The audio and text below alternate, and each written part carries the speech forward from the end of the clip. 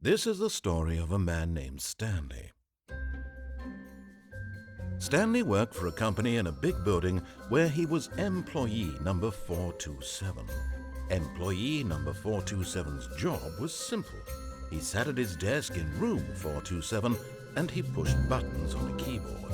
Orders came to him through a monitor on his desk, telling him what buttons to push, how long to push them, and in what order. This is what employee 427 did every day of every month of every year. And although others might have considered it soul-rending, Stanley relished every moment that the orders came in, as though he had been made exactly for this job. And Stanley was happy. And then one day, something very peculiar happened. Something that would forever change Stanley. Something he would never quite forget. He had been at his desk for nearly an hour when he realized that not one single order had arrived on the monitor for him to follow. No one had showed up to give him instructions, call a meeting, or even say hi. Never in all his years at the company had this happened, this complete isolation. Something was very clearly wrong. Shocked, frozen solid, Stanley found himself unable to move for the longest time. But as he came to his wits and regained his senses, he got up from his desk and stepped out of his office.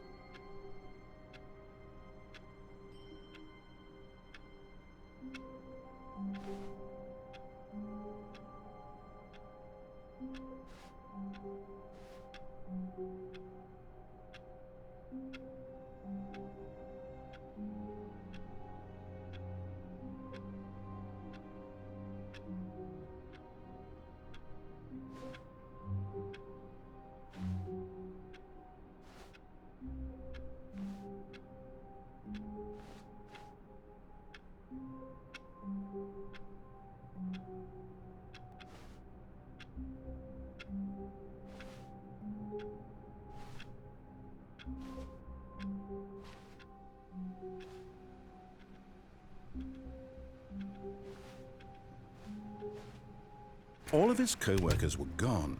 What could it mean? Stanley decided to go to the meeting room. Perhaps he had simply missed a memo. No matter how hard Stanley looked, he couldn't find a trace of his co-workers.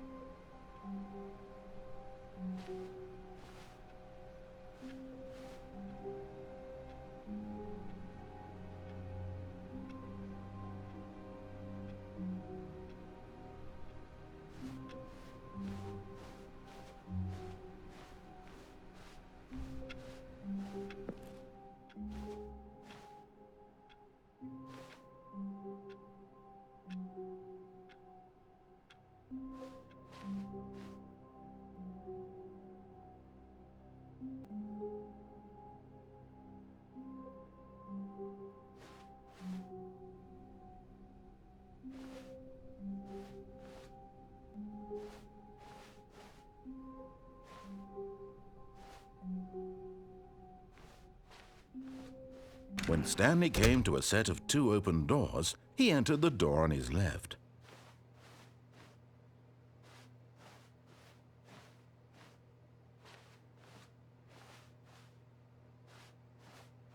This was not the correct way to the meeting room, and Stanley knew it perfectly well. Perhaps he wanted to stop by the employee lounge first, just to admire it.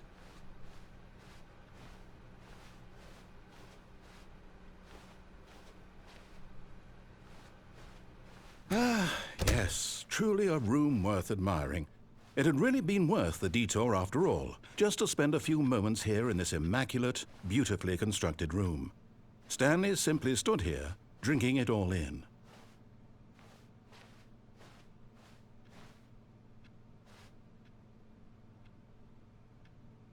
Yes, really, really worth it being here in the room. A room so utterly captivating that even though all your co-workers have mysteriously vanished, here you sit looking at these chairs and some paintings. Really worth it.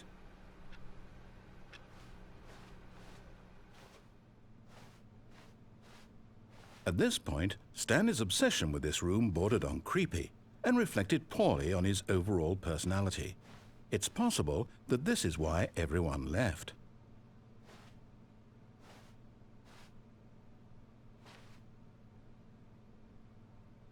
But at last, he'd had enough of the amazing room and took the first open door on his left to get back to business.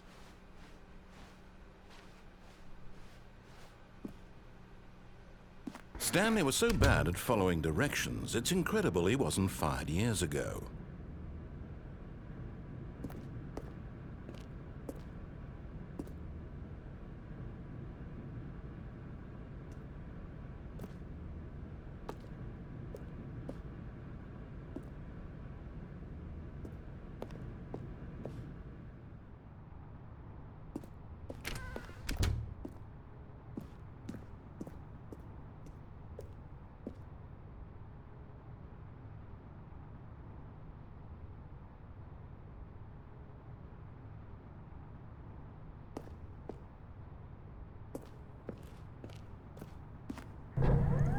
Look, Stanley, I think perhaps we've gotten off on the wrong foot here. I'm not your enemy, really, I'm not. I realize that investing your trust in someone else can be difficult, but the fact is that the story has been about nothing but you all this time. There's someone you've been neglecting, Stanley. Someone you've forgotten about. Please, stop trying to make every decision by yourself. Now, I'm not asking for me, I'm asking for her. This is it, Stanley. Your chance to redeem yourself, to put your work aside, to let her back into your life. She's been waiting.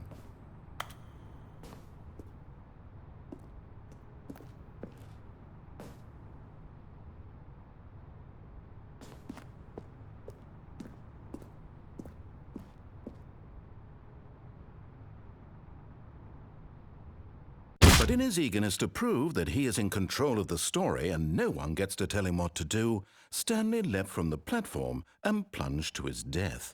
Good job, Stanley. Everyone thinks you are very powerful.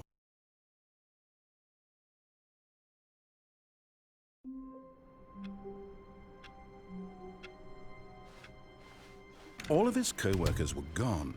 What could it mean? Stanley decided to go to the meeting room. Perhaps he had simply missed a memo.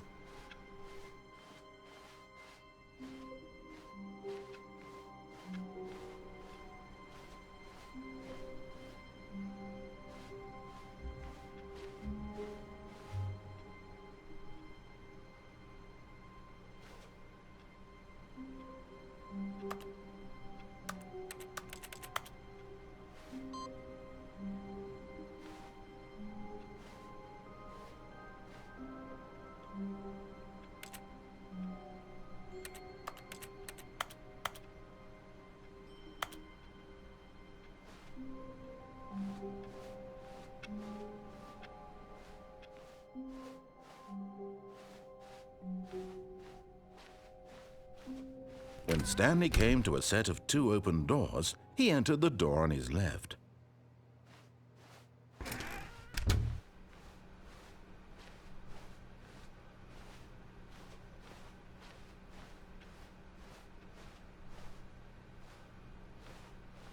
Yet there was not a single person here either.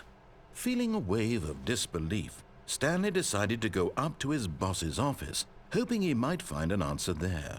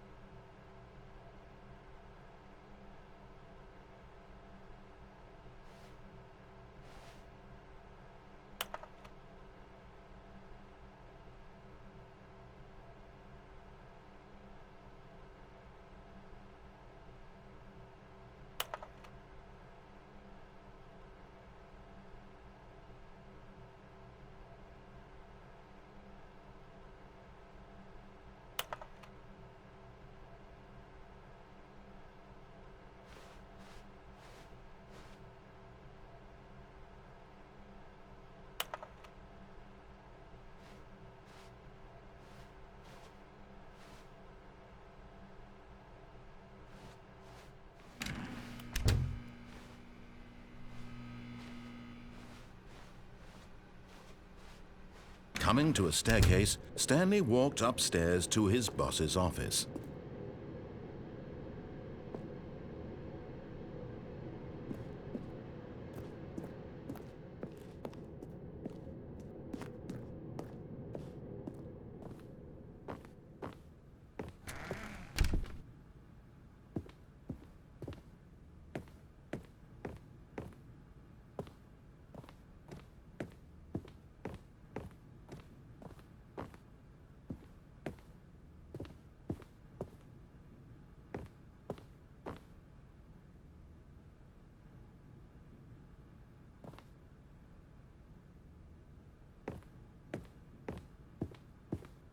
Stepping into his manager's office, Stanley was once again stunned to discover not an indication of any human life.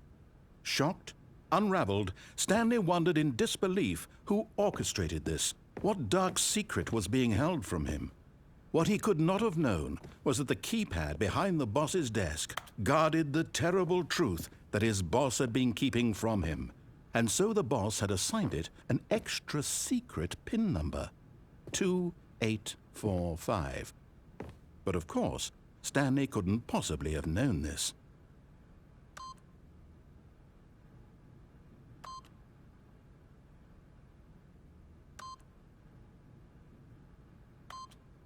Yet incredibly, by simply pushing random buttons on the keypad, Stanley happened to input the correct code by sheer luck. Amazing. He stepped into the newly opened passageway.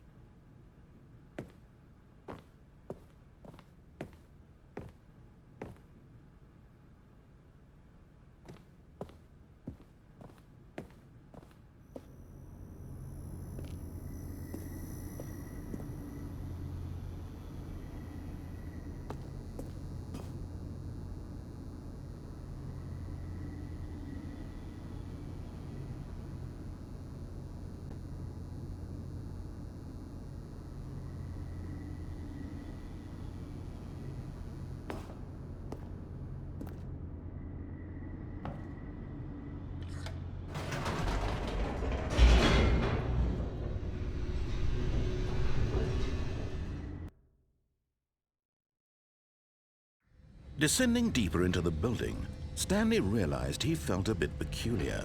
It was a stirring of emotion in his chest, as though he felt more free to think for himself, to question the nature of his job. Why did he feel this now, when for years it had never occurred to him? This question would not go unanswered for long.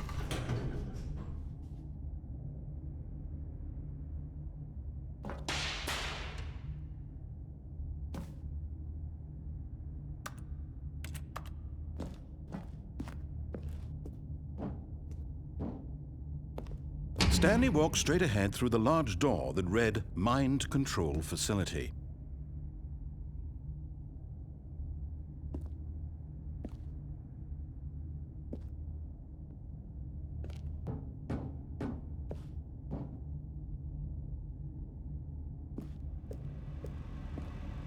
Although this passageway had the word escape written on it, the truth was that at the end of this hall, Stanley would meet his violent death.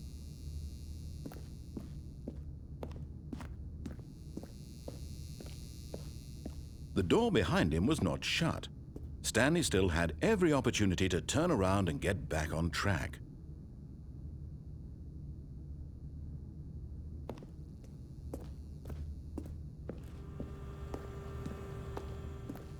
At this point, Stanley was making a conscious, concerted effort to walk forward and willingly confront his death.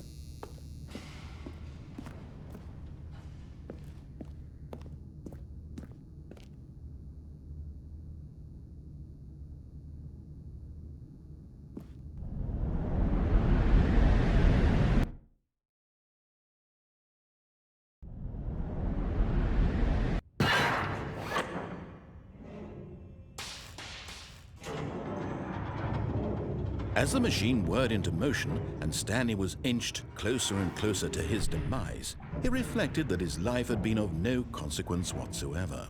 Stanley can't see the bigger picture. He doesn't know the real story, trapped forever in his narrow vision of what this world is. Perhaps his death was of no great loss, like plucking the eyeballs from a blind man. And so he resigned and willingly accepted this violent end to his brief and shallow life. Farewell, Stanley.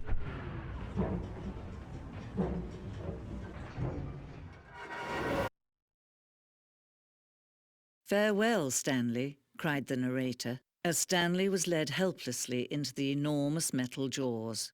In a single visceral instant, Stanley was obliterated as the machine crushed every bone in his body, killing him instantly.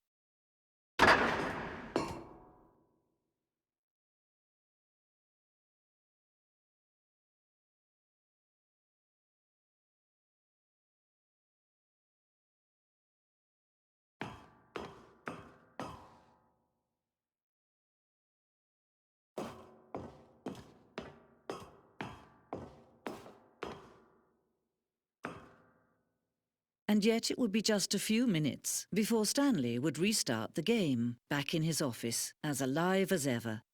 What exactly did the narrator think he was going to accomplish?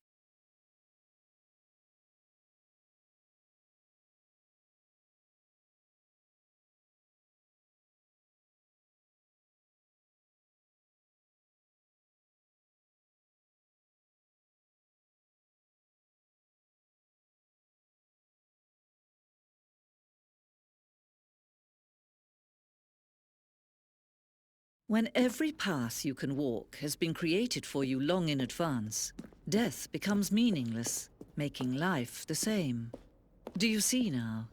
Do you see that Stanley was already dead from the moment he hit start?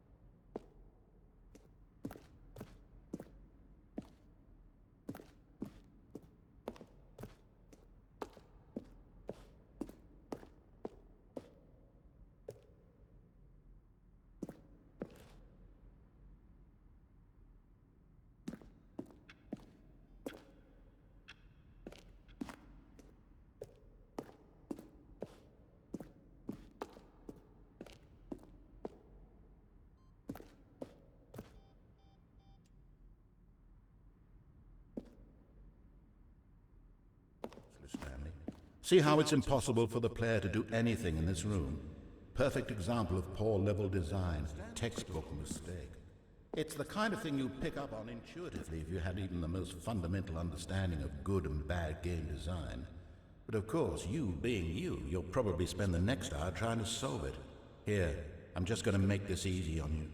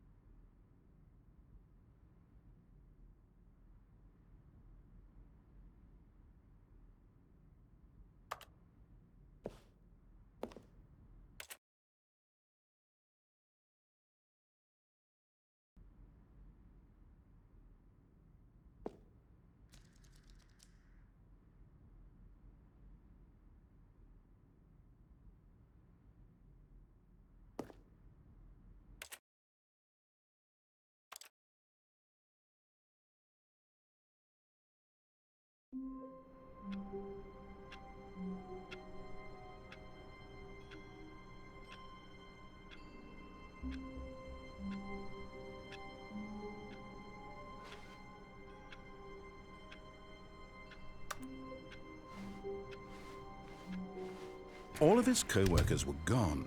What could it mean? Stanley decided to go to the meeting room. Perhaps he had simply missed a memo.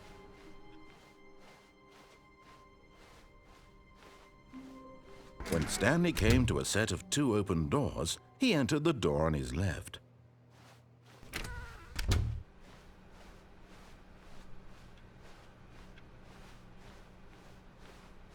Yet there was not a single person here either. Feeling a wave of disbelief, Stanley decided to go up to his boss's office, hoping he might find an answer there. Coming to a staircase, Stanley walked upstairs to his boss's office.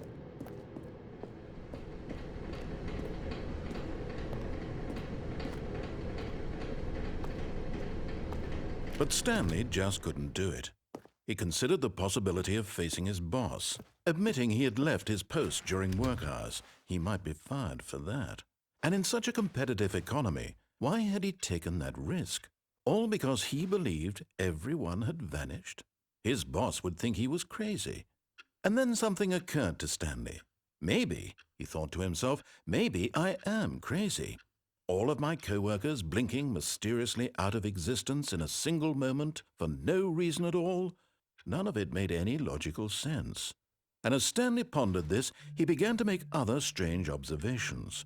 For example, why couldn't he see his feet when he looked down? Why did doors close automatically behind him wherever he went? And for that matter, these rooms were starting to look pretty familiar. Were they simply repeating? No, Stanley said to himself, this is all too strange. This can't be real.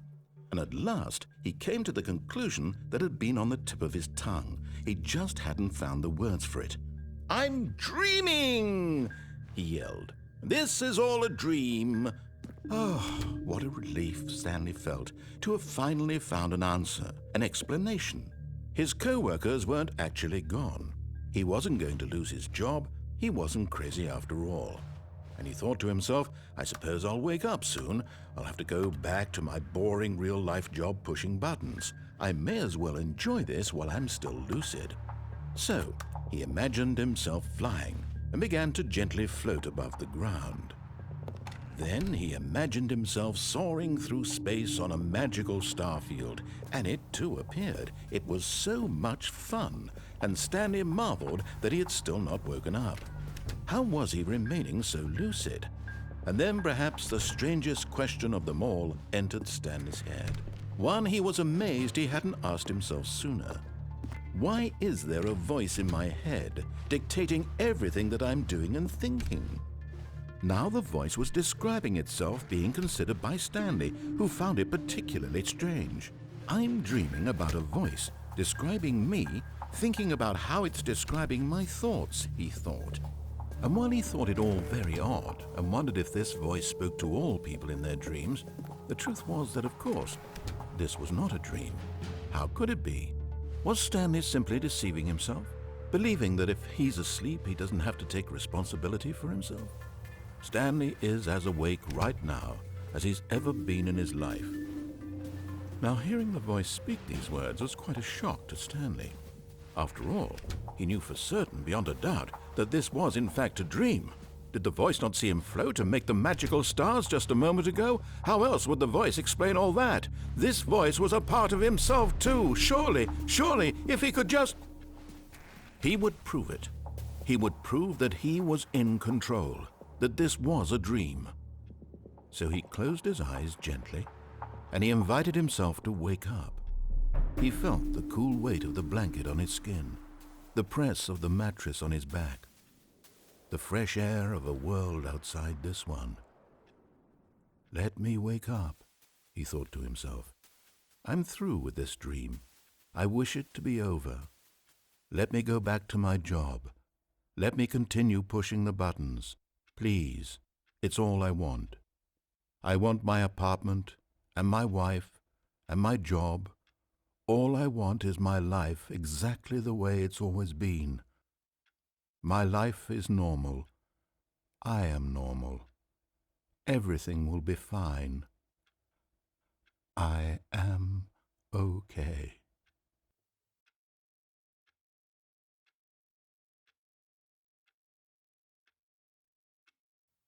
Stanley began screaming. Please, someone, wake me up. My name is Stanley. I have a boss. I have an office. I am real. Please, just someone tell me I am real. I must be real. I must be. Can anyone hear my voice? Who am I? Who am I? And everything went black.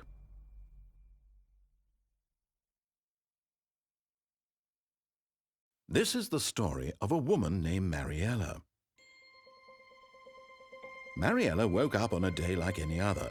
She arose, got dressed, gathered her belongings, and walked to her place of work. But on this particular day, her walk was interrupted by the body of a man who had stumbled through town talking and screaming to himself, and then collapsed dead on the sidewalk. And although she would soon turn to go call for an ambulance, for just a few brief moments she considered the strange man. He was obviously crazy, this much she knew. Everyone knows what crazy people look like. And in that moment, she thought to herself how lucky she was to be normal. I am sane. I am in control of my mind. I know what is real and what isn't. It was comforting to think this, and in a certain way, seeing this man made her feel better. But then she remembered the meeting she had scheduled for that day, the very important people whose impressions of her would affect her career, and by extension, the rest of her life. She had no time for this, so it was only a moment that she stood there, staring down at the body. And then she turned and ran.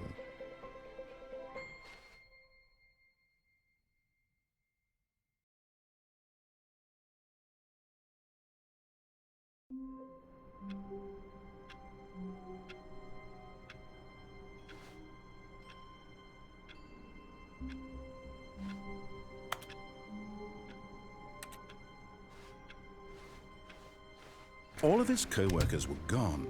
What could it mean? Stanley decided to go to the meeting room. Perhaps he had simply missed a memo.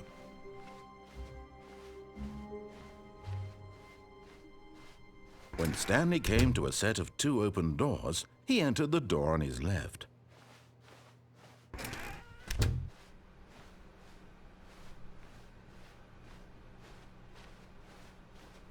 Yet there was not a single person here either. Feeling a wave of disbelief, Stanley decided to go up to his boss's office. Coming to a staircase, Stanley walked upstairs to his boss's office.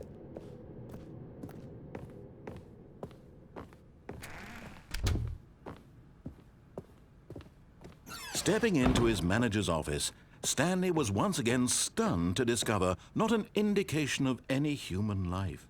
What could it mean? Stanley wondered aloud to nobody. He began wildly tearing through papers on the boss's desk, pulling books off the shelf, looking behind paintings, desperate for clues to his situation. But his attention was caught by a keypad behind the boss's desk. What could its purpose be? In fact, this keypad guarded the terrible secret that lay buried below his feet. And so the boss had assigned it an extra secret PIN number, 2845. But of course, Stanley couldn't possibly have known this. Yet incredibly, by simply pushing random buttons on the keypad, Stanley happened to input the correct code by sheer luck. Amazing. He stepped into the newly opened passageway.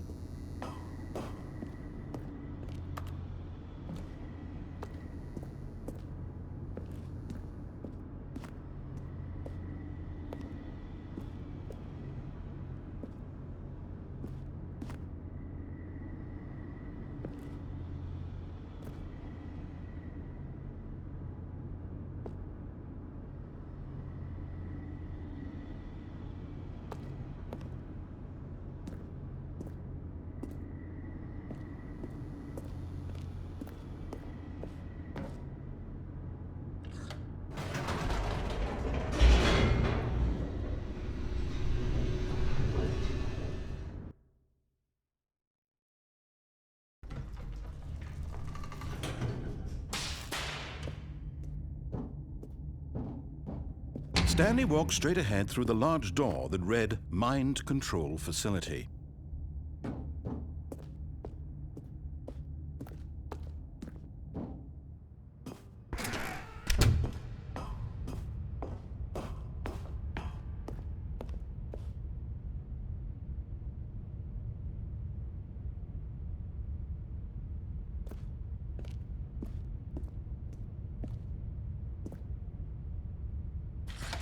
The lights rose on an enormous room packed with television screens. What horrible secret did this place hold? Stanley thought to himself. Did he have the strength to find out?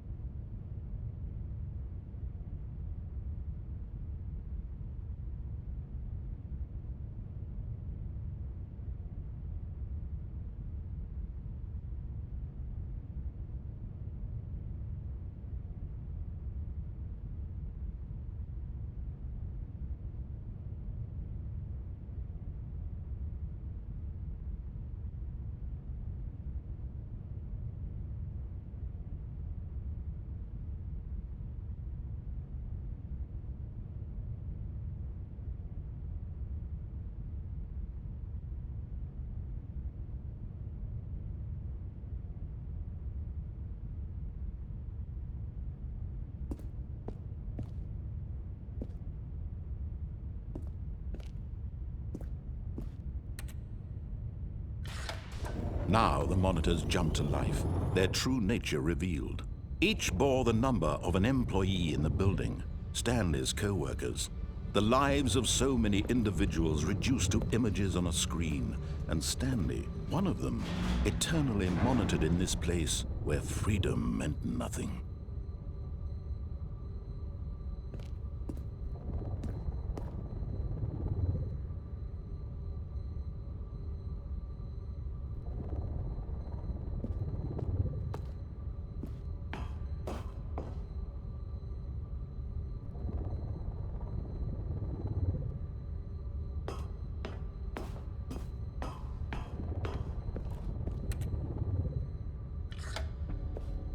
This mind control facility, it was too horrible to believe. It couldn't be true. Had Stanley really been under someone's control all this time? Was this the only reason he was happy with his boring job? That his emotions had been manipulated to accept it blindly? No, he refused to believe it. He couldn't accept it. His own life in someone else's control? Never! It was unthinkable, wasn't it? Was it even possible?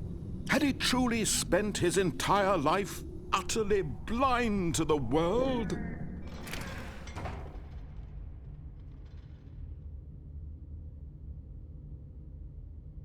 But here was the proof. The heart of the operation.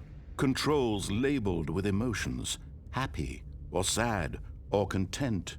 Walking, eating, working. All of it monitored and commanded from this very place.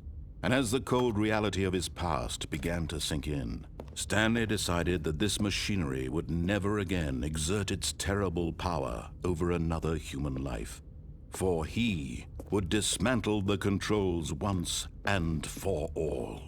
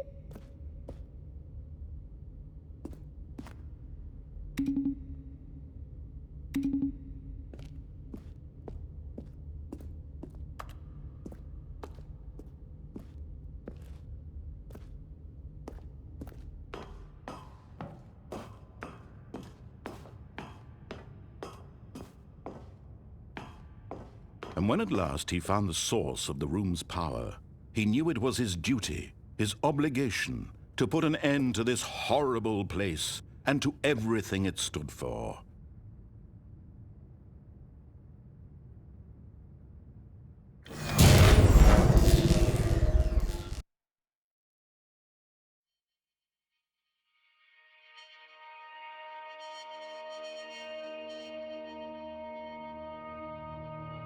Blackness and a rising chill of uncertainty.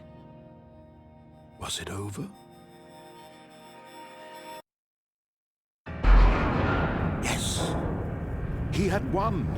He had defeated the machine, unshackled himself from someone else's command. Freedom was mere moments away.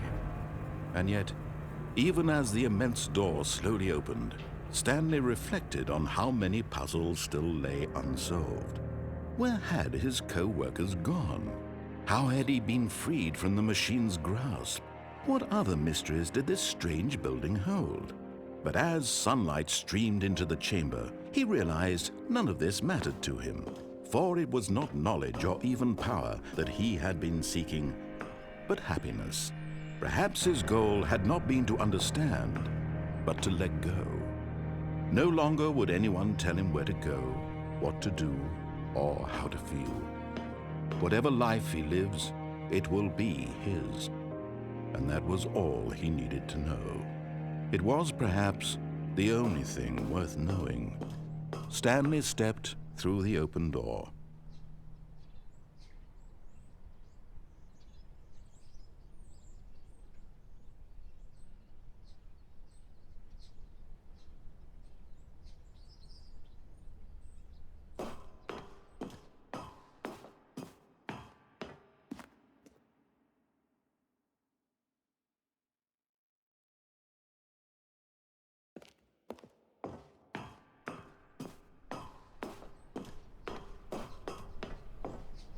Stanley felt the cool breeze upon his skin, the feeling of liberation, the immense possibility of the new path before him. This was exactly the way, right now, that things were meant to happen. And Stanley was happy.